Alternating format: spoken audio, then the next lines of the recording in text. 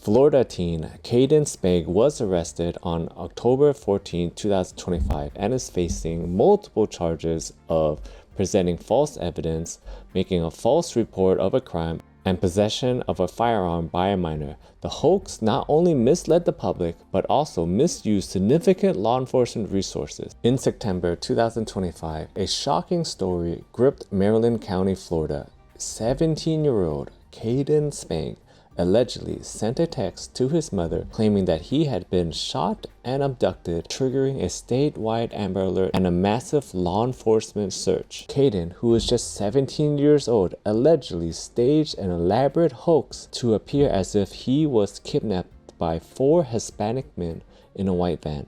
Authorities immediately mobilized, and with search teams, helicopters, and law enforcement combing the whole area. Authorities quickly discovered his abandoned truck with a bullet hole in the windshield, suspected blood, drag marks, and his damaged cell phone at the scene. However, after thorough investigation, law enforcement uncovered the shocking truth. We had witnesses that contradicted the initial information. Caden simply rode away towards Williston, while the rest of us were left to think the worst, and my team was working in an overdrive to solve this case. Caden had staged the entire abduction himself.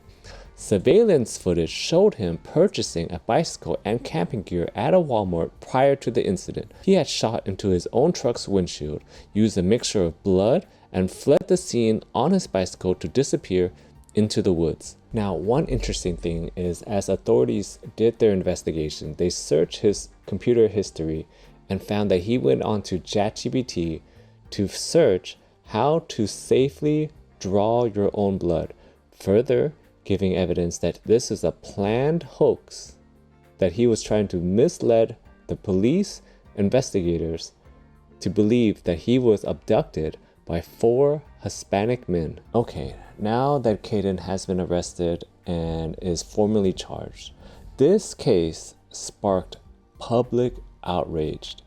Okay, a lot of people were questioning how emergency services could be misused in such a manner. Now, I want to make something abundantly clear. Probably many of you are asking, well, why do you diverted so many resources? The truth is, in all cases, we cannot take anything that's done or said lightly.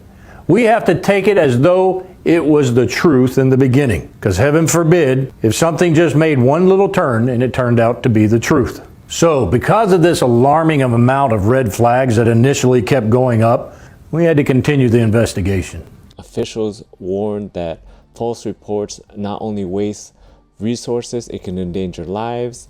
People are worried about the wasted tax dollars on this case, and let's talk about it. The Marion, Florida Sheriff's Department, they are upset. They spent a lot of resources on this. Helicopters were deployed.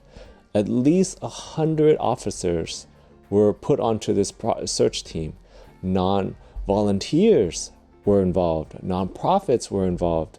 Like, there's no dollar amount that, is given, but if you just break down the numbers roughly, 50 to 100 officers on this, multiple days, multiple hours, let's just say around, $50 an hour or so for 2 days, that alone is $120,000, right?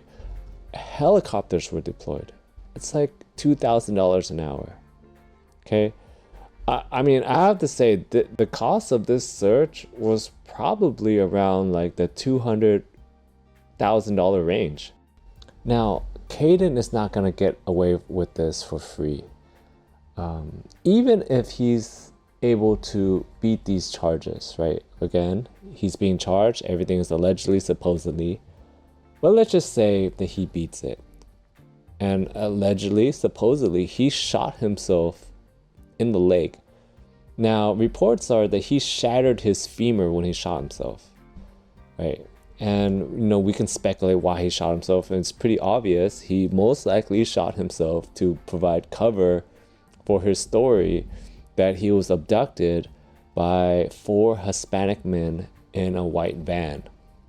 Now, what I find very interesting about this case is this reminds me of the Jesse Juicy Sommelier story where he paid two guys to attack him to kind of, I guess spark outrage or provide clout for himself, saying that, oh, it's hard for me.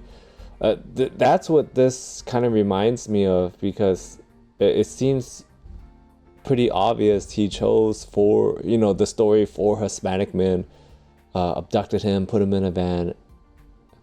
It's just, I don't want, I'm trying to figure out the thought process here, because what was his plan?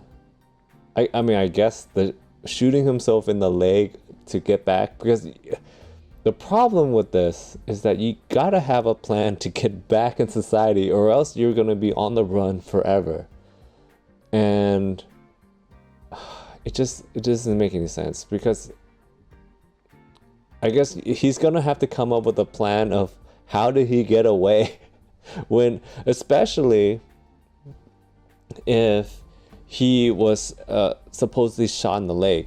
Like, how did he get away? Now, the police did not buy this story at all.